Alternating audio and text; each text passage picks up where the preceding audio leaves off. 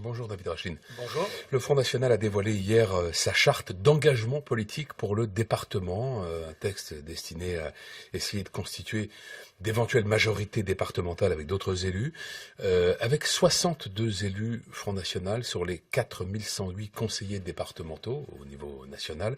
Est-ce que vous ne surestimez pas un peu votre pouvoir d'attraction, votre pouvoir tout court? Non, d'abord, il y a des départements dans lesquels ça va être un petit peu chaud pour Oui. dégager une L'Ain, le majorité, Vaucluse, le Gard, par par exemple. exemple. Ouais. Et puis surtout, nous, notre objectif, ça reste de faire en sorte que les idées pour lesquelles ont voté des millions d'électeurs soient défendues, y compris maintenant dans les conseils départementaux. Alors nous allons défendre des idées simples telles que la promotion du département comme élément essentiel de proximité dans nos territoires. Nous allons nous battre pour le refus de la hausse de la fiscalité. Bref, sur toute une série de sujets que nous avons abordés pendant la campagne pour faire en sorte que nos électeurs soient entendus. Alors, défendre le département, refuser toute augmentation de la fiscalité, défendre le maintien des services publics, mener une politique en faveur des personnes âgées et handicapées, lutter contre le gaspillage et la fraude. Jusque-là, en gros, tout le monde peut être d'accord. Oui, mais ils le font pas. Oui, non, mais sur les principes, tout le monde peut être d'accord. Favoriser les entreprises locales, organiser des référendums sur les sujets importants, et enfin, défendre la laïcité républicaine. Et c'est là peut-être que ça peut diviser, sans doute même, l'interdiction du port du voile dans les crèches, suppression de toute subvention à des organisations ou associations communautaires. Vous espérez convaincre qui avec ces exigences-là? Tous les républicains, parce que la laïcité est une valeur de la République, parce que la lutte contre les communautarismes fait partie des valeurs de la France, et je crois que l'ensemble des élus devraient s'appliquer à faire en sorte que la laïcité soit davantage respectée dans notre pays.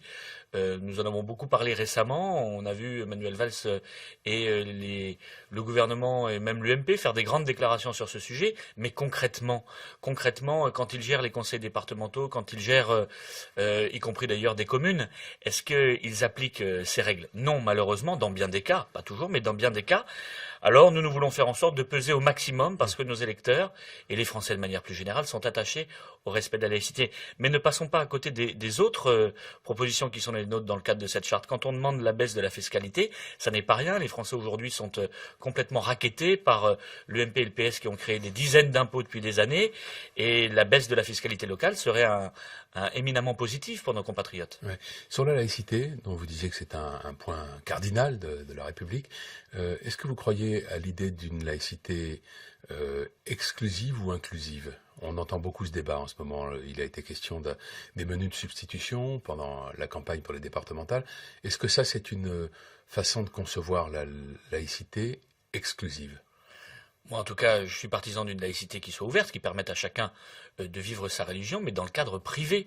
On n'a pas à imposer un certain nombre de règles en fonction de sa religion. Et malheureusement, parfois, on en prend le chemin. Regardez les horaires différentes pour les uns et les autres dans les piscines. Regardez parfois, en effet, l'interdiction du port dans un certain nombre de cantines.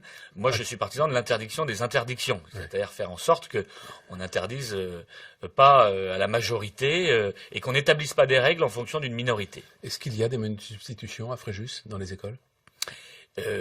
Pas à ma connaissance, mais il y a la possibilité pour ceux qui ne veulent pas manger de porc de manger autre chose, mais ça ne me choque pas. C'est ce qu'on appelle le menu de substitution. Ce que je ne veux pas, c'est qu'on interdise le porc. Ça n'existe pas. Parce que, si, ça existe dans un certain dans nombre des écoles d'endroits, publiques. manifestement. Écoutez, il semble que ce soit le cas. Toujours est-il que les minorités, au-delà de ce sujet des cantines dont on a parlé récemment, les minorités ne doivent pas imposer leurs règles à la majorité. Il faut essayer de respecter scrupuleusement cette règle, c'est important. Alors, malgré de très bons résultats au premier tour et de bons scores également au deuxième tour de ces élections départementales, le Front National n'a pas réussi à remporter un département. Quelles leçons vous en tirez pour la suite? Bon, d'abord, on s'attendait pas particulièrement à gagner un département parce que vous pouviez l'espérer quand même. L'effet mécanique lorsqu'un gouvernement est contesté à ce point, c'est qu'on se dirige vers les élus locaux qui font partie de la majorité en place. Et d'ailleurs, nous en avons bénéficié nous-mêmes. À Fréjus, par exemple, où je suis en place, mes candidats ont réalisé plus de 50% dès le premier tour. Mais L'élément majeur de cette élection, c'est quand même la montée spectaculaire du Front National. Au premier tour, nous arrivons en tête dans 43 départements. Ouais. Au second tour, nous réalisons plus de 40% des voix dans 8 départements. Et dans des départements comme le Vaucluse, où nous faisons 44% des voix, nous avons 6 élus.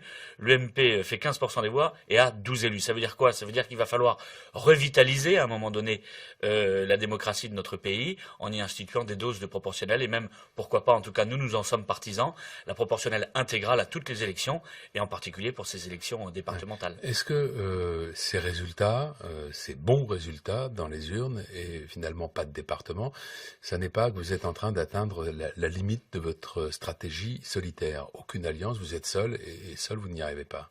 Non, moi je ne le crois pas du tout. Je crois que à chaque fois nous passons des paliers. Nous avons passé un palier au moment des élections municipales, puis ensuite au moment des élections européennes où notre montée a été fulgurante. Aujourd'hui nous passons un nouveau palier avec des résultats impressionnants que nous n'avions jamais réalisés au niveau départemental. Je crois au contraire qu'on est en pleine dynamique et que c'est l'élément majeur de ce scrutin. Ça n'était que des élections départementales, pas un scrutin national. Malgré tout, le programme économique du Front National fait encore peur, inquiète encore beaucoup de Français. Marine Le Pen d'ailleurs en est consciente puisqu'elle expliquait hier qu'elle allait faire de la pédagogie pour expliquer le programme économique du FN. Vous avez le sentiment qu'aujourd'hui c'est encore un point de blocage et que par exemple la sortie de l'euro est une perspective qui effraie beaucoup de Français? Ce que je crois, c'est que notre programme est peut-être pas suffisamment connu et que nous allons devoir en effet l'expliquer aussi souvent qu'il le faudra. Faire de la pédagogie, je crois que c'est une bonne solution pour dire aux Français que le chômage de masse, que la hausse des impôts, que l'économie au ralenti telle que nous la connaissons depuis de nombreuses années, depuis de trop nombreuses années, n'est pas inéluctable et qu'on peut prendre une autre voie, qu'il y a un autre chemin, autre que celui proposé par l'UMPS depuis des années, qui s'appelle l'État stratège, qui s'appelle le protectionnisme et en tout cas le patriotisme économique. Je crois que cela, c'est important à développer comme idée, oui. Dans un monde totalement globalisé, la France pourrait s'en sortir seule. Mais regardez, l'Union européenne est une anomalie dans ce domaine.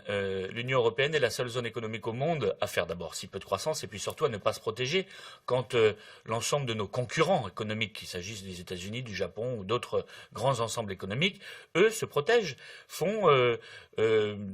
engagent et mettent des protections certes raisonnées, modérées, des protections intelligentes aux frontières, mais qui doivent permettre de protéger un certain nombre de nos entreprises qui ne peuvent pas faire face à une concurrence qui est tellement déloyale par certains aspects. Nicolas Sarkozy veut vous prendre vos électeurs et il n'en fait pas mystère.